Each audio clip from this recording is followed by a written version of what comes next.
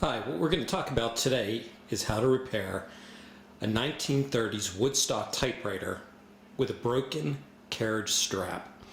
Now, how you'll know you have a broken carriage strap is when you hit the keys to the on the typewriter, it will not advance, and if you push it to the side, it will just slide. It'll just keep going. So if you push it to the right, the platen will just slide to the right. So that's how you know you have a broken carriage strap. Now, to find where this carriage strap is, we're going to go over to the typewriter. We're going to hit the platen button, and we're going to slide it all the way to the right. We're going to look right down in here, and where you see that repaired cord, that's the replacement that I put in. Now, on a stock one, what you would find is a black fabric strap that would shoot straight across there. Now, if that's loose, as in it's just flopping around, that's a broken carriage strap. So the items that I used to fix the carriage strap were, first of all, 60-pound test fishing line. Got that for about $10 on Amazon. Piece of coat hanger. Some crazy glue,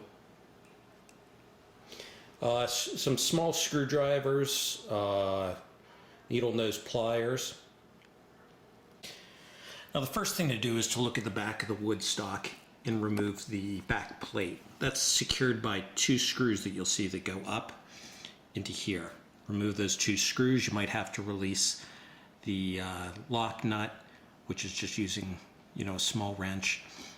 Or pliers, and then unscrew it. Then this back plate comes off. Now, this will allow you to see the bottom of the mainspring. Now, the mainspring is what we saw at the top previously, so I'll shoot back up to the top. We can look at that. There's the mainspring again right there.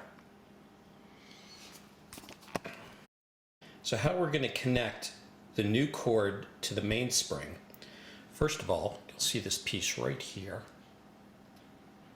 this metal piece, and it's going to pivot by pushing it towards the back at the top, and it will pivot, and it's held on by this little clip right here.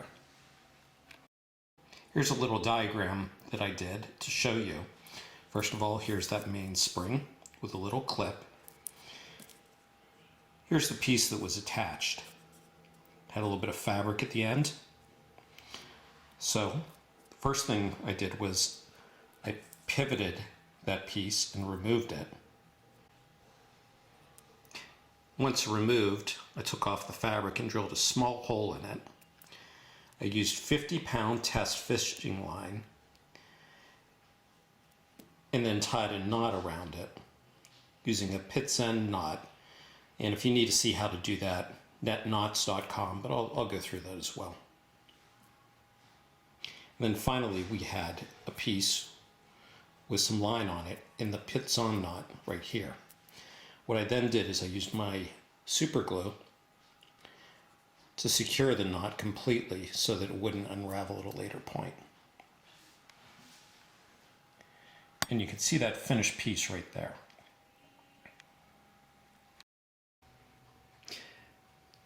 The other end of the replacement strap is going to hook on to a bolt that's right here. Actually, I think there was originally a bracket that was here, but when I got the typewriter, it didn't have one, so I just used an off-the-shelf screw that fit and screwed it in here and attached it to the screw.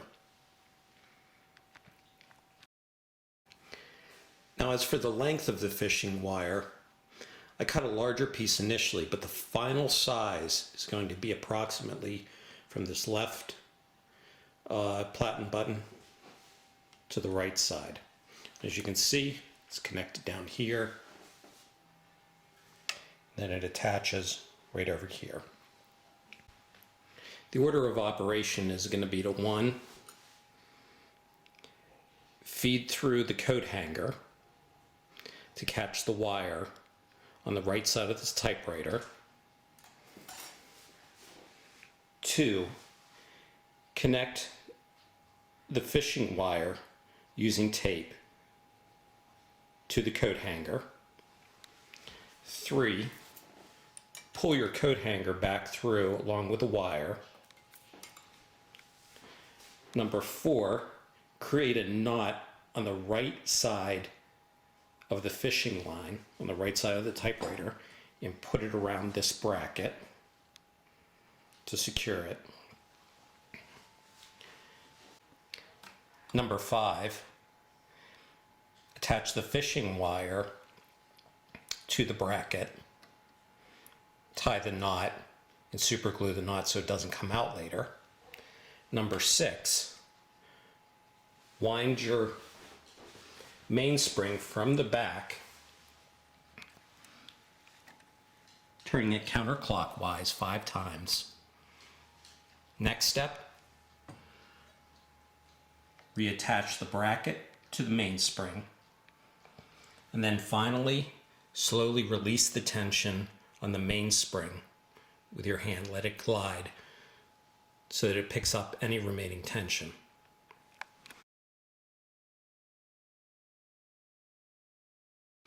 You're going to feed the wire in from the right side over to the left. To feed this through, I used a coat hanger and I went underneath this little bracket that you'll see here, right to the right of the mainspring. And then you're going to push that through.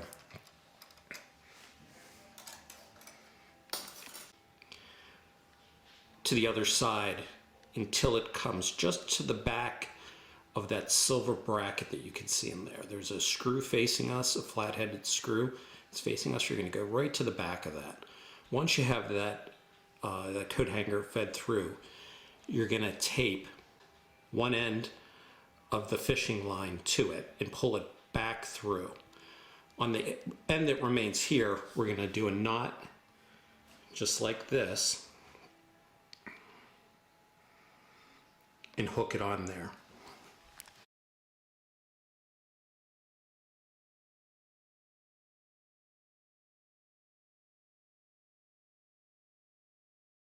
And drilled a small hole in it and then tied a knot around it using a pit's end knot. And if you need to see how to do that, netknots.com. And then finally we had a piece with some line on it in the pit's end knot right here. What I then did is I used my super glue to secure the knot completely so that it wouldn't unravel at a later point. Now this is going to be the trickiest part of it. We're going to wind up the mainspring. How do you do that? I'm looking at the back of the typewriter. The bottom of the mainspring, you'll be able to rotate to the right. So it's going to, if you're looking at the back, it's going to go counterclockwise. I wound it 5 times until I had this clip that you see right here. I had it about in this position. So I wound it 5 times from the bottom and then held it. And then with the other hand, reattached this clip. Now to reattach the clip, you'll see the clip here, which is on the mainspring, as shown here. This is the clip that you're going to have the wire sticking out of. You're going to place this going across onto the clip. To lock it in, you're going to spin it clockwise until it's faced like this. So you'll see that implemented right here. Note that with the clip, there's sort of a piece which comes together right up in here. You're going to want that side up. If you have it flipped over, it's harder to reattach it. Once you have it reattached, you're going to gently release your hold on the mainspring from the bottom to let it pull up the slack. One challenge I had in reinstalling the carriage strap was that it was catching on a little piece that you will find right in here. So where you see this bolt, it was right in front of there. There was a spring that went from this piece forward and caught on a little receiver for it. So I disconnected the spring, backed out this screw underneath, pulled that piece forward, removed it.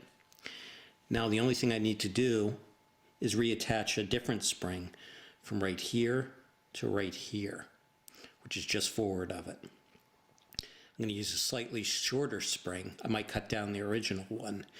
Now the problem was that little bracket, for some reason, was catching on my replacement strap and even on the bracket that's on the mainspring. So removing that was the only way I could get it to clear. Now I don't know if all have this problem, but mine certainly did. So right here you can see the part that was removed. Essentially, it was positioned going forward. So it was forward of that screw that I just pointed out, looking at it from the back. At that point, your mainspring and your carriage strap have been fixed, and now we have a fully functional typewriter.